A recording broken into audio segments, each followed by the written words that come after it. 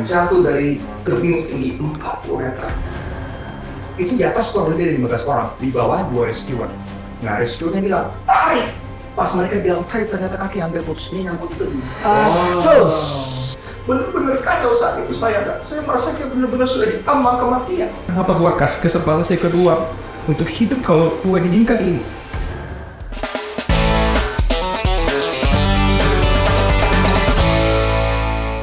Sempat viral, pria ini jatuh dari tebing setinggi 40 meter, tetapi masih hidup. Dan sekarang sudah hadir. Lu apa nih? Ini itu biar sertifikatnya kan Oh iya. Jadi kodenya gitu. kodenya ya? gitu. Oke. Kalau udah masih ini, udah itu dipotong juga. Iya. Bro Alfa. Bro Alfa. Oke. Terima kasih Bro Terima Alfa kasih, sudah mau sudah. datang di acara kita ini Cahaya Bagi Negeri. Ini dari Manado kebetulan datang di Jakarta, Bro. Pas banget. Jadi di pelayaran nih kita kontak, oh bisa. Makanya ada waktunya. Kalau nggak kita yang ke Manado. Iya, kejauhan. Kita langsung aja ya. Ya, kayak apa nggak nadang? Wih. Poco-poco Coba ngomong Manado dulu. So lapar kita. Oh lapar. Oke, kita langsung aja. Nah, tadi kita nanti bahasa Manado ya. Kayak apa nggak nape cerita? Dodo Ini gua mana doa aja nih. Enggak ada yang ngerti nanti. Ya. Jadi kita mau tanya nih. Tuh kejadiannya gimana tuh? Tahun berapa? Lagi bagaimana? Kan viral banget itu kejadian itu. Boleh cerita? Jadi waktu itu aku lagi sembari jalan-jalan ke Broken Beach tepatnya tanggal 1 November 2022. Nah, berangkatnya dari Pelabuhan Sanur jam 7 pagi kan. Itu perjalanan kurang lebih ditempuh sekitar 1 jam. Nah, setibanya di sana, aku ketemu sama tour deta. Karena kan aku pakai private tour kan. Jadi kita langsung menuju ke satu tempat, tapi sambil dalam perjalanan aku bilang, Beli, boleh nggak kita langsung menuju ke Twinking Beach? Oh, dibilang, oh nggak bisa. Nanti kita muter-muter. Kita harus ke Broken Beach dulu. Nah, jujur nih ya kak, aku udah sering banget ke Bali, tapi belum pernah ke Pulau Nusa Penida. Dan aku cuma pengen ke Nusa Penida saat itu tujuannya. Dan pengen ke Twinking Beach. Karena bertepatan saat itu aku lagi bawa drone kan, buat ambil footage strong aja begitu. Aku juga suka nge-vlog. Tapi ketika Beli bilang begitu, aku ngerasa kayak, duh kenapa hati kayak nggak tenang, jantung berdebar-debar, Merasa kayak ada sesuatu yang lagi bikin aku merasa bisa dibilang kayak sampai merinding gitu. bulu-bulu merinding. Akhirnya aku cuma doa dalam hati, Tuhan Yesus tolong lindungi aku. Berkatakan itu dalam hati, nama Yesus. Singkat cerita, perjalanan kurang lebih 20 menit, kita tiba di Broken Beach yang ada latar belakang gua gitu loh. Nah sampai di sana itu kan kayak wah ramai banget orang pada nanti buat foto. Jadi aku langsung nanti buat berfoto. Aku kasih HP aku ke tour guide aku si B. Terus pas gilirannya aku kan biasalah orang Manado ya. Setting ya. Orang Manado bilang itu makam puji. Oh, makan puji. Itu kayak haus pujian. Jadi aku langsung buka baju aku. Wah, kan masih otot kan waktu itu nih otot gitu kan. Trust me. Biasa. enggak Iya. Bule kan. seshow. Tapi karena memang saat itu belum merasa kayak kayak cuma 4 foto belum puas. Langsung nanya sama Beli, boleh nggak fotonya? Ya ada rumput-rumput. Mungkin view-nya bagus kali ya. Tapi di situ lagi sepi juga. Pas di pohon. Masih ada yang foto. Oke. Tapi aku mau foto yoga handstand. Yoga handstand. Terus saat itu dia langsung Keren ya. serius? Dua dius. Tapi Jadi aku langsung bilang, iya Bli, ini bukan pertama kali aku foto, udah sering. Dan aku aktifin timer 10 detik, aku kasih aku ke Bila.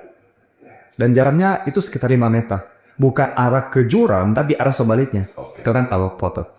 Terus pas dikasih HP-nya, dia pencet, itu kan flashlight-nya nyala ya? 10, 9, 8, 7, 6, 3. Mulai. Nah itu udah mulai. Tapi kaki udah di atas, tangan udah di bawah. Itu udah stay di posisinya. Tiba-tiba kak, ada angin kencang. Itu bener-bener aku hilang keseimbangan. Aku berusaha untuk berdiri lagi.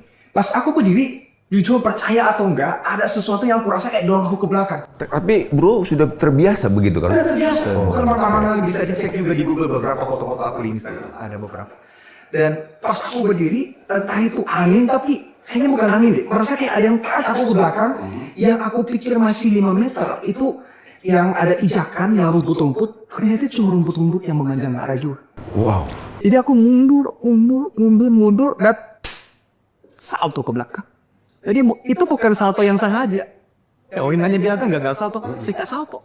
Yang udah berdiri mundur-mundur dan akhirnya Mencari Itu keseimbangan. angin dia. mincin angin. Terus mencari keseimbangan. Iya, jadi mencari keseimbangan itu kayak pengen salto. Itu bukan apa namanya, makan diri apa tadi? Makan puji. Bukan makan puji lagi, bikin diri. Apa tuh? Bikin diri. Bikin Dan diri. akhirnya ketika aku udah mundur-mundur terus salto ke belakang, itu cuma ngomong dalam hati. Abis gua pokoknya abis. Tuh masih ingat kejadiannya, maksudnya salto ke belakang udah bisa bertahan atau memang langsung hilang begitu? Langsung jatuh, udah nggak lagi kayak orang bilang nggak nyangkut kemana-mana, langsung jatuh ke bawah. Dan itu cepet banget, nggak sampai 5 detik. Saya jatuh dari tebing setinggi 40 meter. Nah itu kan banyak banget air, jurang, batu tajam itu. Ntar lu kasih tahu penonton. Ay, penasaran ya? Penonton tenang, kita masih ada di level yang sangat Luar biasa. luar biasa. Buat penonton yang saat ini masih menyaksikan dan pingin tahu juga cerita, dengerin terus podcast ini. Tetapi kalau kamu lagi merasa sendiri, kamu merasa situasi dalam hidup kamu sedang tidak baik-baik saja, ada tim yang sedang menunggu kamu untuk kamu bisa telepon. Kamu bisa WhatsApp pertama di 0822 1500 2424. Nah di call centernya 0811 99 14 240. Udah nggak sempat mau pegang apa-apa lagi, kayak langsung satu ke belakang. Karena kan itu bukan pijakan lagi. Yap, Jadi yap, cuma yap, rumput-rumput rumput yang yang aja. lebih ya. Iya. Jadi udah nggak ada pijakan. Nah itu 40 meter kan bukan kayak 2 meter tiba-tiba langsung gitu kan. Lama kan? Enggak ya, nggak sampai 5 detik, cepat banget. Gitu ya. Jadi aku kayak pas jatuh itu memang berasanya cepat, tapi kayak ke flashback masa lalu. Gimana sih orang kalau kayak mau meninggal gitu ya, kayak ke flashback semuanya secara singkat. Dan ternyata itu cuma 5 detik, aku jatuh cepat banget kalau ada yang lihat video. Nah pas jatuh itu kan, aku ini dengan kaki kanan aku ini. Dan pas ada ombak di bawah, terus masuk kaki kanan ini, nabrak batu karang. Dan telapaknya ini langsung naik ke atas.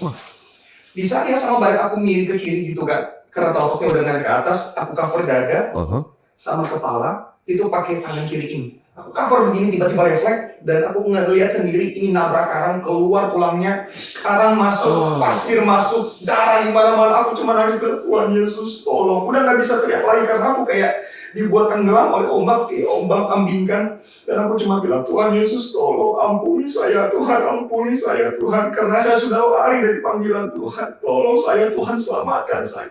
Bener-bener kacau saat itu saya merasa kayak bener-bener sudah diambang kematian. Karena memang nggak ada orang siapapun di bawah, cuma saya sendirian.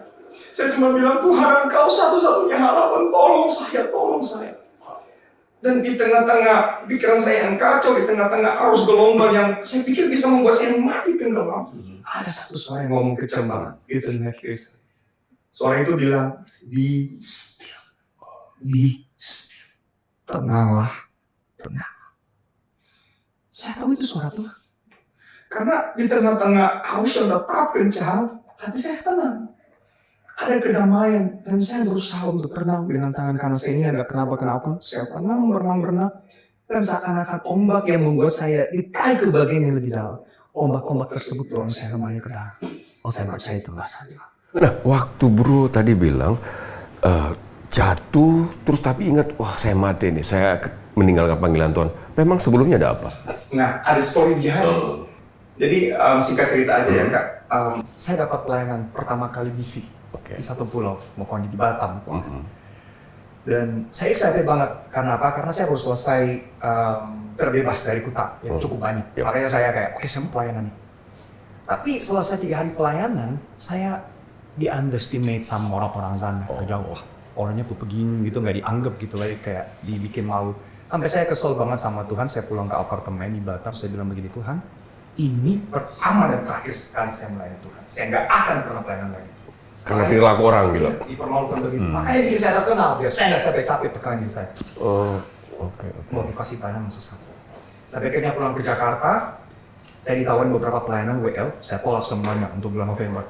Bahkan untuk bulan Desember saya nggak mau pelayanan lagi. Udah terakhir saya pelayanan, malu sama. Udah capek-capek di Jakarta begini, hidup saya dipermalukan. Dan akhirnya end up dengan liburan ke Mencoba menenangkan diri. Bali. Itu ceritanya. Makanya pas dari itu benar-benar kayak, wah, merasa itu sebuah hukuman. Jadi it's a punishment, but it's not a punishment. It's a test. Tapi mengapa bro tahu bahwa itu hukuman?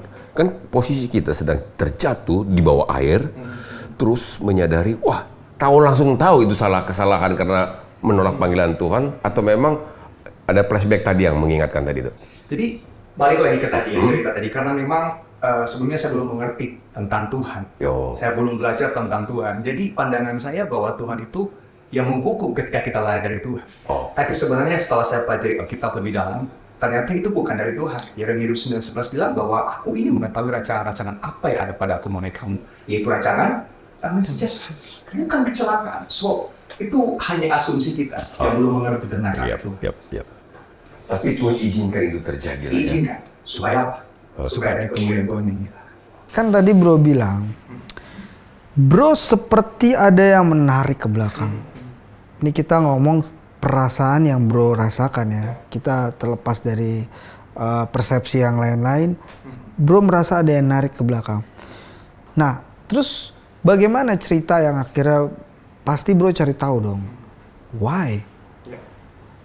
Seperti apa ini? Nah, faktanya apa bro yang bro tahu, mungkin bro dengar? Katanya kan di situ bro satu-satunya yang hidup. Jadi memang udah berapa kali tuh udah ada yang pernah jatuh dari situ. Betul. Ada beberapa orang dari China yang pernah jatuh, ya mayatnya nggak ditemukan.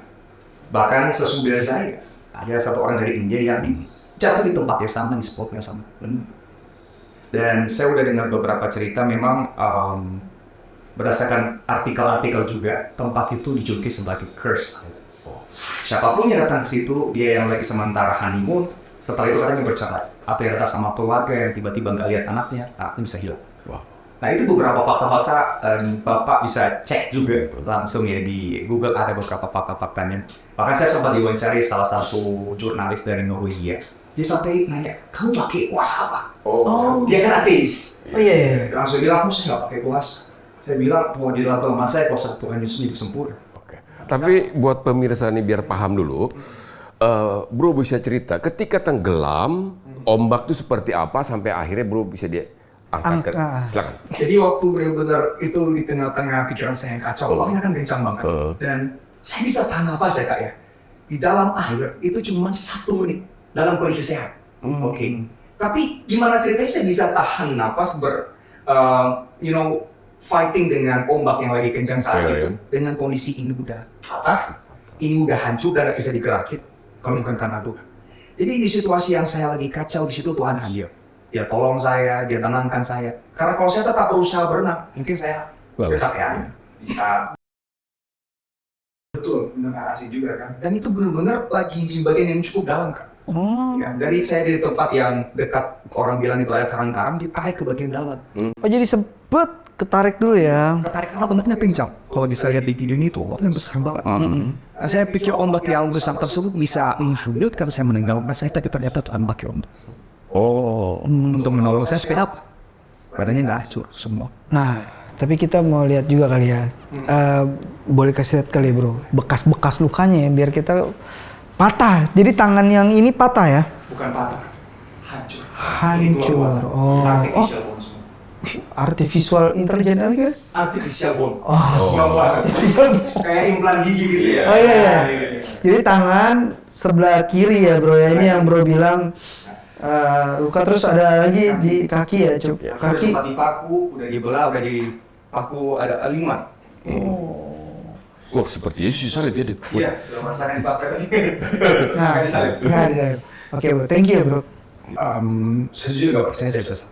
Karena nggak bisa. Seperti yang saya udah mention di awal bahwa semua yang dari situ meninggal. Cuman saya sampai detik ini sana. Dan satu-satunya orang. Makanya ketika saya selamat, saya ngerasa benar-benar bersyukur banget Tuhan kasih kesempatan kedua. Yang saya pikir saya menerima hukuman, ternyata itu bagian dari itu rencana yang Tuhan izinkan untuk menyatakan kemuliaan.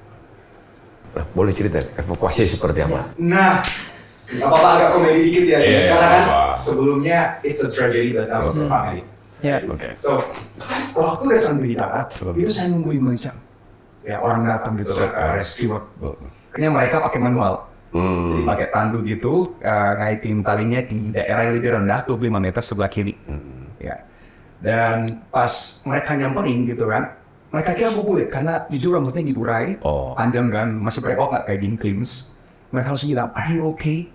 Terus saya bilang, yes, I am fine. I'm fine. Dan mereka bilang, okay, just calm down, and now sip it slowly. Jadi minum airnya sip itu pelan pelan. Posisi ditandu ya? Kalau baru sementara di terungkit tangannya. Terus karena tangannya pendek, kakinya panjang gitu kan, pas udah deket soal yang daerah evakuasi, itu di atas kurang lebih 15 orang. Pas saya udah lihat di atas, yang siap-siap mau narik. Ya. Di bawah 2 rescuer. Nah rescuernya bilang, tarik! Pas mereka bilang tarik, ternyata kaki hampir putus, ini nyambung tebing. Begini ya? Pernah lihat orang narik tambang? Iya. 1, 2, kayak gitu. Terus langsung saya teriak, aduh kita pakai kaki. Saya langsung, kok kamu orang Indonesia? Iya saya orang Indonesia, kita pakai kaki. Diam. Tenang saya di kayak biasa kan biar enggak. Oke. Saya langsung, wah harus sampai kaki. Jadi sampai saat itu saya sampai kencing keras, saking sakit. Kebetulan ya. Oh buat sakit banget, tolong mereka tarikan. Pas mereka bilang kendorin. Yang 15 orang di atas langsung kendorin talinya. Terus saya langsung nyusap ke dalam air. Tenggelam kurang lebih 2-3 menit. Masuk ke air? Masuk ke air dengan tenggelam. Tuhan dalam hati membuat diri saya kalau kayak gini Tuhan. Itu baptisan bener-bener ya? Iya bener-bener. Kayak dari jatuh, itu kan diangkat, jatuh lagi nyusuk. Itu yang dibilang jatuh bangun itu ya. Yang nggak sadar itu kan. Itu nggak bangun, tenggelam. Tenggelam bro ini bro. Jadi bener-bener saya merasa di, wah gila. Itu bener-bener emosi tapi nggak mampu ya? Karena saya ngerasa ya Pak ya kayak mati dalam rescue kalau kayak begini gitu. Iya. Tapi puji Tuhan mereka langsung gercep gitu. Ayo udah angkat. Pas mereka angkat juga kan mereka udah ditengahkan dari gercep dulu. Iya. Kalau nggak saya belum nggak bisa kan ikat banget. Nah itu kan lihat kakinya udah hancur ya bro. Itu udah pernah berpikir nggak, wah kalau nggak ada kakinya gimana tuh? Maksudnya itu bisa sembuh nggak mikir gitu atau cuma mau mikir hidup aja? Nah, saya belum kepikiran itu saat itu karena masih sementara di proses evakuasi kan kayak. Jadi pas sampai di atas deket sama puncaknya, itu kan ada pohon gede cabangnya.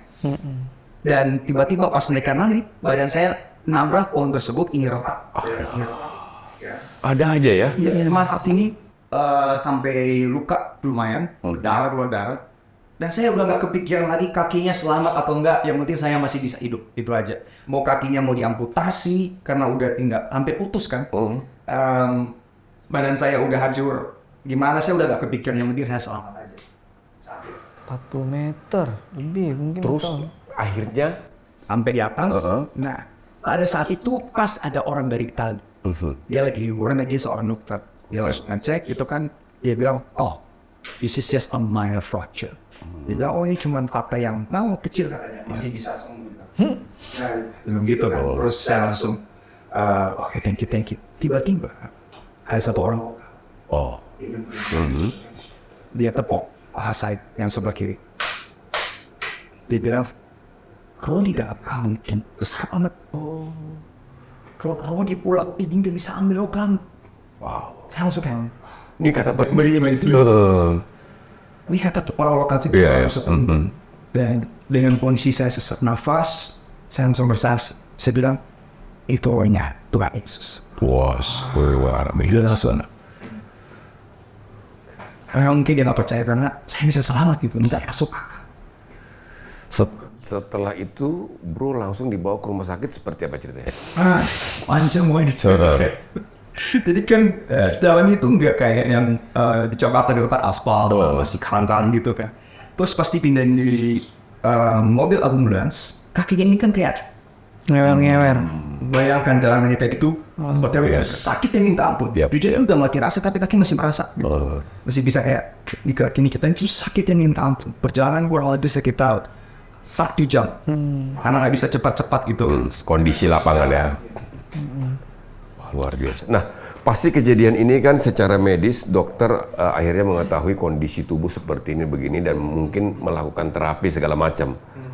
Coba Bro ceritain pada waktu melakukan terapi itu kita mau mempersingkat berapa lama dan perasaannya gimana ketika setelah diperiksa oleh dokter kondisi tubuh Bro ini dalam kondisi yang akan mengalami mungkin patah, mungkin susah. Boleh Bro cerita.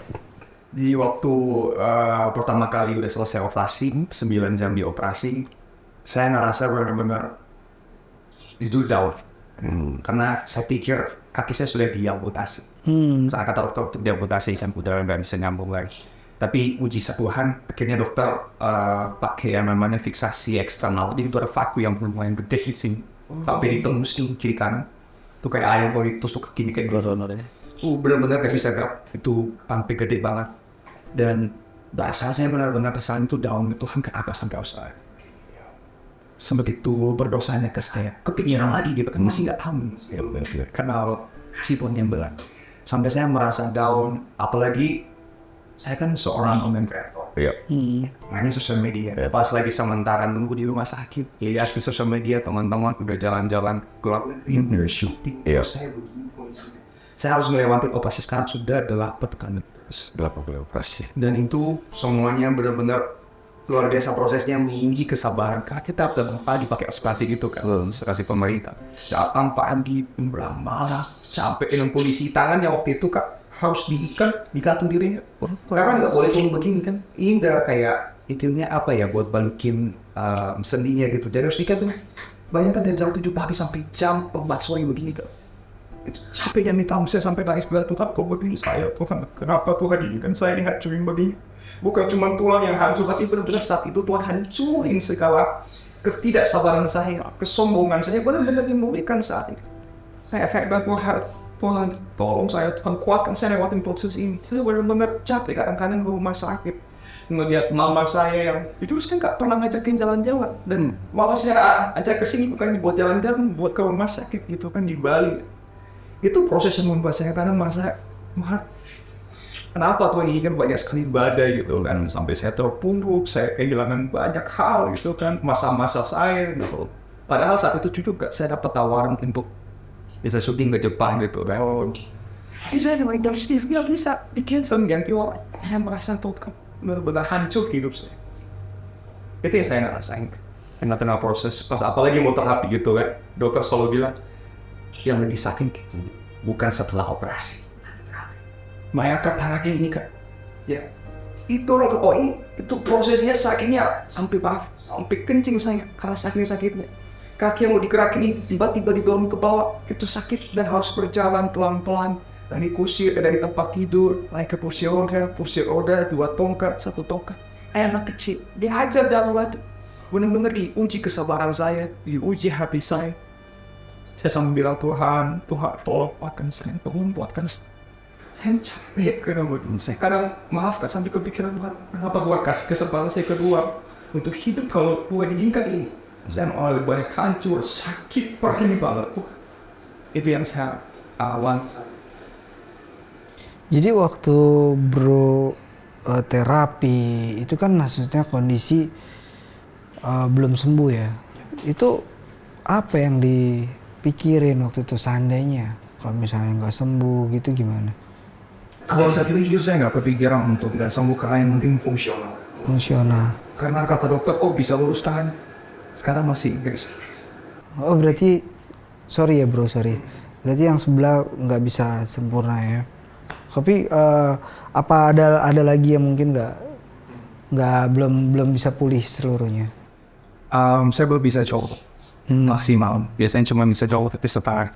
Kan itu cukup sakit atau ini? Sakit banget. Ya karena kan kalau kaki ini bisa dilakukan, ini bisa sampai kan. Ini mesti kayak nggak bisa. Jadi ada beberapa bagian yang mungkin sendinya udah stiffness, udah lain kekaruan. Ya sebenarnya sih karena saya kalau makan kan sakit banget agak. Kadang mungkin cuma kan ada sampai terjadi buat. Ya walaupun dengan kondisi yang seperti ini, tapi kan Tuhan memberi kehidupan yang kedua untuk Bro Alpha. Apa yang Bro lihat dari kehidupan kedua ini? Seperti yang saya bilang sebelumnya gitu kan, bahwa Tuhan izinkan saya mengalamikan bukan cuma tulang yang dihancurkan, tapi ego saya, kesombongan saya, ketidaksabaran saya. Tuhan hancur itu semua.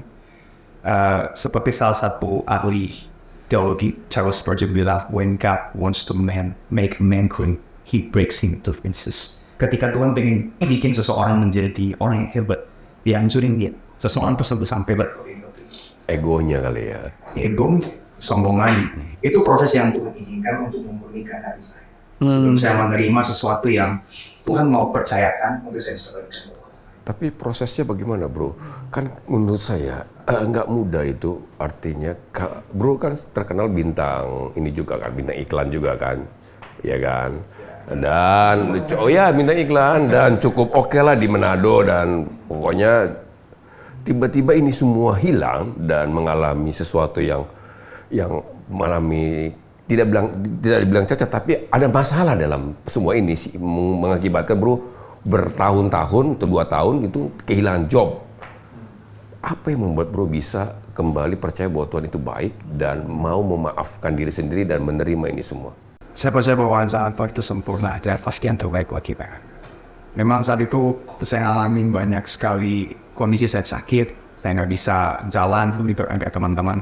Ada rasa untuk menekan, kayak kenapa Tuhan ini mereka bisa usaha begini. Tapi di saat itu saya mulai dengan konten rohani saya. Sesungguhnya kontennya kan tentang konten edukasi, konten parodi, tapi tidak ke konten rohani. Dan jujur selama hampir 2 tahun tidak ada endorse. Tapi karena dapat endorse dari yang rohani, dibayarnya gue. Makasih. Ada orang-orang rohani ini juga. Tapi bener gak? Udah kaget bayarnya gimana? Baru kita mau masuk gimana bro? Tapi ini hebatnya, Tuhan tidak mempermalukan. Amin. Karena saya percaya rancangan Tuhan itu pasti terindah pada waktunya. Jadi kak, selama 2 tahun saya nggak dapat endorse sama sekali, tapi dapat 1 endorse dari rumah sakit. Anehnya ketika saya dulu ingin salah satu kontes untuk kesehatan, Iya. saya nggak pernah dikontak sama rumah sakit, sama klinik kesehatan. Tapi jadi konten kreator rohani, saya jadi masalah besar, masuk akal. Iya. Sampai dia tuh bilang, ini yang mau jadi ambasador kita pendeta. Oh enggak, dia jatuh 40 meter, pas kan dia perawatan di sini. Oh. Dan hebatnya, itu 2 kali dari apa yang saya pernah dapat semua. Berarti ini hilang, tapi Tuhan tunda dan tambahkan ya. Tapi ya. Coba tanya, kita ada pengamat sepak bola. Pengamat ya. Hari ini kita sudah kedatangan dari Bandung. Pengamat sepak bola dari apa? Grup apa dia nih? Itu grup apa? Mama Beckham. Ami, Mama Ami. Miami. Oh, Miami. Kirain Mama Ami. Bro, Bro, perkenalkan nama, apa yang mau ditanya silakan. namanya siapa? Udah. Udah kayak kondangan ya. Iya, jago. Nama saya Ferry, mau nanya nih bro, orang tua apa ya? Waktu terpuruk ke rumah sakit kan, apa support sistemnya supaya cepat pulih gitu, kepikiran gua takut tinggalin teman atau gimana gitu. Terus itu nanya rumah sakitnya di Indonesia? Di Sabang. Di Bali udah canggih juga gitu ya, udah bisa sembuhin semua gitu.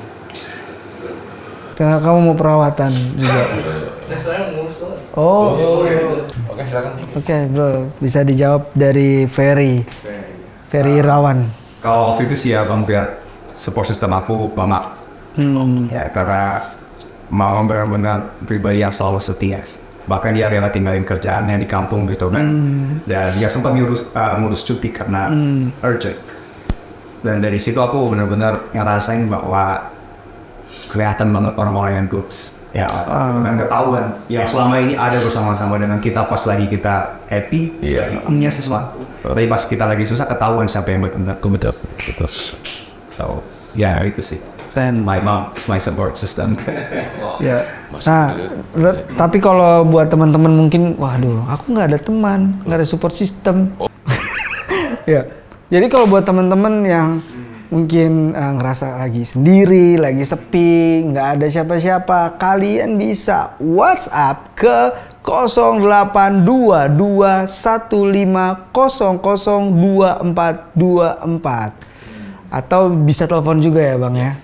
Telepon ke call center kita di 0811991424. Di situ udah ada tim yang bisa jadi support system kalian, cerita juga, didoakan pastinya. Luar biasa ya. Oke. 24 jam itu ya? 24 jam setiap hari, non-stop sampai Tuhan Yesus datang. Luar biasa.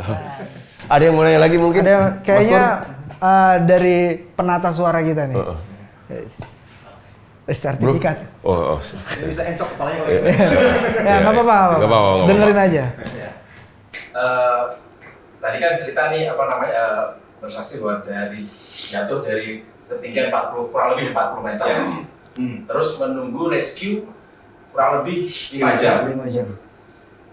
Kita nunggu bis 5 jam. Mikirnya kan kemana-mana ya, apa. Ini nunggu rescue dengan kondisi, mohon maaf, sekarang nyawa mungkin, udahlah tinggal Di ujung batas. udahlah, nggak tahu. Ini apa Bang Afani yang dalam benaknya nih selama 5 jam menunggu rescue datang? Wow. Ini bro, host yang sudah sertifikasi. Pertanyaannya beda. Ya, udah lulus. Udah lulus. Dalam. Dalam. Iya. 5 jam. Jadi selama 5 jam itu aku mengambil keputusan buat menyembah. Dan saat itu aku angkat tangan aku menyembah, aku nyanyi semua lagu rohani cipta aku. Bahkan ada satu lagu lain. Coba, boleh? Dia begini. Tenang wakini hatiku, Tuhan membimbing langkahku di tiap saat dan kerja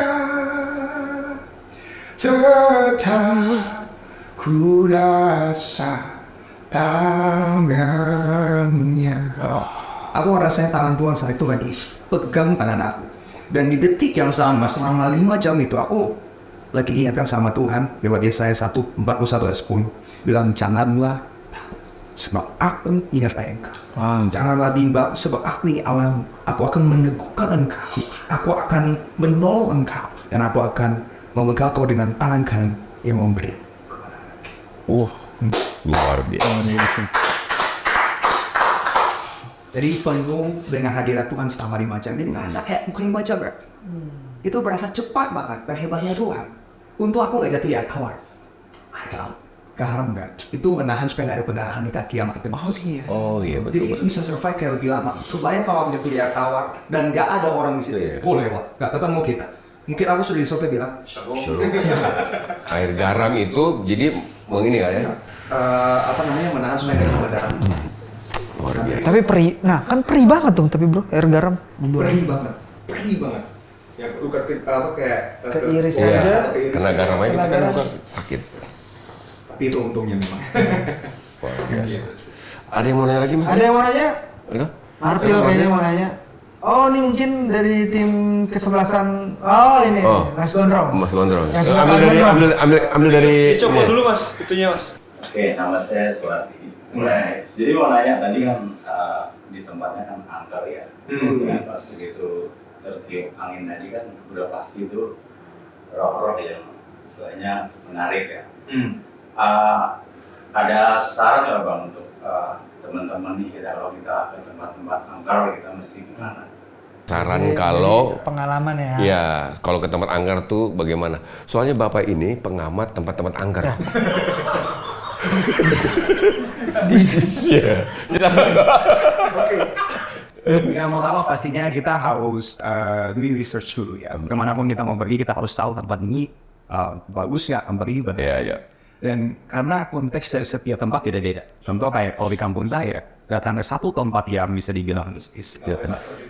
Ya Om ya, jawab gua hijau. Terus kan kita nggak tahu, jadi kita harus cari tahu dulu. Iya, Yang baik berarti berhikmat. Karena kan saat itu mungkin saya lagi haus pujian, Iya. pengen lihat koran, untuk satu konten. Saya nggak berhikmat. Jadi selalu minta hikmat tuh supaya nggak ya endorse seperti saya. Iya, Karena iya. enak di rumah sakit. Iya betul. Tapi memang ini nggak tahu ya, mungkin juga ketika kita tahu tempat itu angker, ya kalau kita harusnya juga minta proteksi diri pastilah. Tapi kita nggak usah terlalu bagaimana karena tadi bilang kan, saya ingat di tepuk kakinya bahwa roh di dalam kamu lebih besar dari roh satu pulau ini. Gitu. Jadi roh dalam kita pasti udah of course lebih besar ya. Dan itu Tuhan akan melindungi. Makanya kalau mau pergi berdoa dulu. Mau kemana aja berdoa dulu. Ini buat para tim konten kreator. Dan iya. Nah, sekalipun kita udah berdoa, di dalam kehidupan kita nggak ada yang namanya tanggal sial. Jadi benar kata Kak, bahwa memang kita percaya bahwa segala sesuatu yang Tuhan buat, bahkan segala sesuatu yang Tuhan izinkan sekalipun itu yang nggak baik, Tuhan sanggup untuk mengubah. Buat pemirsa nih, sebelum saya memberitahu, kita mau tanya dulu nih kepada Bro. Bagaimana pandangan mengenai Yesus setelah dulu sebelum mengalami peristiwa ini dan sekarang? Yesus itu seperti apa? Dalam hidupannya, ya. Harus berdebat tadi pagi soal ini. Ya itu, yang penting itu karena Yesus, pengertian kita Yesus itu yang membuat kita naik level. Jadi awalnya saya mikir Tuhan hanya mengasihi kita ketika kita selalu melakukan apa yang Dia suruh. Padahal sebenarnya Tuhan itu adalah kasih. Dia bukan cuma ngelakuin kasih, tapi Dia adalah definisi kasih. Nah itu yang saya nggak pahami sebelum ini. Tapi setelah mengenal Yesus, saya menyadari bahwa setiap badai kehidupan, setiap pergumulan, setiap kekecewaan, setiap penolakan itu diizinkan terjadi. Bukan karena Tuhan lagi menghukum, tetapi Tuhan lagi memberikan. Dan ini adalah bentuk perlindungan Tuhan supaya kita semakin tahu apa yang dimaunya Tuhan dan kita mau juga bersama Musa. Super sekali, Bro. Kayak kamu ngantuk banget. Ya, Bukan, kamu saya tuh ujian lagi kamu. Nggak, saya Ya, lagi tapi saya lagi mau kasih tahu buat berpenyerap. pemirsa dulu Pemirsa, nih. Buat pemirsa nih, kalau sedang menghadapi masalah-masalah yang mungkin cukup pelik ya kan, yang tidak tahu harus bagaimana, ada layanan doa Cahaya Bagi Negeri. 082215002424 itu layanan WhatsApp. Anda boleh WhatsApp, ada hamba-hamba Tuhan yang selalu berdoa buat Anda. Dan kalau Anda ingin menelpon, lagi galau nih, nggak ada teman bicara, telepon Jo ke call center kita, ya kan? Betul. Iya, 0811 9914 2440 24 jam. Shalom. Bu, bisa doa buat pemirsa? Bisa. Sorry. Mari sama-sama kita berdoa. Tuhan Yesus yang baik, kami datang bersumber kehadiran-Mu Tuhan. Terima kasih buat anugerah-Mu yang melimpah dalam kehidupan kami, buat kasih-Mu yang gak pernah habis, buat setiap kesabaran Tuhan sama kami, ngelewatin setiap proses yang kadang kami mengeluh, kami komplain sama Tuhan, bahkan kami kadang menyalahkan Tuhan. Ampuni kami kalau Tuhan sering dapati kami melakukan hal tersebut. Tapi saat ini ketika kami menyadari bahwa kasih Tuhan terlebih besar dari segala kesalahan kami, anugerah Tuhan terlebih besar daripada segala kegagalan kami, kami terlalu percaya bahwa Tuhan tidak pernah berhenti bekerja. Tuhan akan terus bekerja di belakang layar untuk mendatangkan kebaikan. Siapapun kami yang lagi nonton saat ini, bahkan yang ada di tempat ini, Tuhan, kami tahu Tuhan terus menyertai. Tuhan Immanuel, Tuhan akan menguatkan kami melewati setiap proses yang ada. Sehingga lewat proses tersebut Tuhan, kami akan jadi perpanjangan kasih Tuhan. Kami gak sekedar nanti mujizat, tapi kami jadi mujizat buat orang lain. Kami gak sekedar hanya ingin diberkati, tapi kami jadi berkat bagi banyak orang lain lewat apa yang kami alami. So I pray in the name of Jesus, biarkan lewat kuasa Roh Kudus juga, ya akan terus berikan kami clarity dan berikan kami discernment, sehingga apapun yang kami lakukan itu benar-benar menyenangkan hati Tuhan. Bukan untuk ambisi kami, tapi untuk menjalankan visi yang Tuhan kasih dalam kehidupan kami. So I pray in the name of Jesus, Tuhan terus beracara, Tuhan terus pulihkan, murnikan hati kami, sehingga apapun yang kami lakukan, ini menjadi dupa yang berbau harum buat Tuhan, menjadi persembahan sejati lewat kehidupan kami, dan nama Tuhan dipermuliakan. Ini doa kami Tuhan, berkati terus channel Cahaya Bagi Negeri, semua orang yang terlibat, semua sponsor, partner, semuanya Tuhan. Kami percaya nama Tuhan akan semakin dikenal dimanapun lewat pelayanan dan lewat ministry dari tempat ini, bahkan dari channel ini Tuhan. Kami berdoa di dalam nama Tuhan Yesus, bahkan serahkan seantero kehidupan kami ke dalam tangan Tuhan. Tuhan yang akan terus beracara, Tuhan yang akan terus pegang kendali, dan pasti Tuhan menolong kami. Ini doa kami, in Jesus name we pray, and all God people say, Amen. Haleluya. Biasa. Terima kasih bro. Terima kasih Bro Alfa. Biasa ya.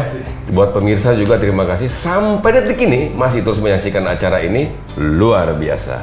Saya Charlie. Saya Remeski. Dan saya Alfa Indokaseda. Tuhan Yesus memberkati. Wah.